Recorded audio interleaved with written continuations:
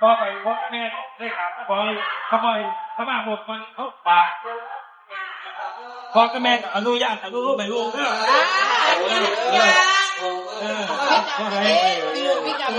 ให้เป็นการเป็นเรื่องของลูกเขาที่หน้าต่างคุณทั้งหมดอยากให้การไปแก้พวกเลยดูนี่คนนี้จะตีหรอดีใจอะไรเจ๊ไปว่าผมพากับแม่ไม่ได้กลับได้กลับเนี่ยน้องกลับก็ไปตามเยอะกันลึกเข้ามาดิน้ำตาแห่งความปราบปลื้มจากพี่น้องไปเฮออกมาใช่ไหมน้ำตาของความดีใจภาคภูมิใจของพ่อของแม่ค่ะลุกควันแล้วก็ว่ารุ่มฉากลุกมาเลยมั้งวันอากาศขับขันนี่แหละจะยังไงยังไง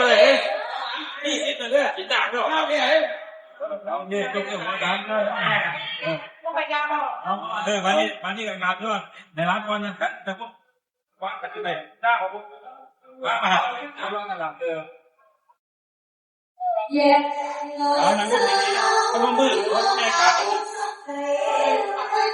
ว่าเด็กที่ว่าไปปากเป็นคำต่อกันพ่อแม่ลูกกูก็เลย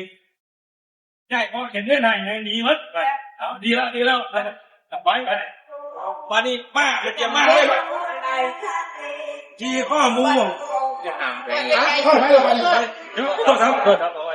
ได้แล้วไป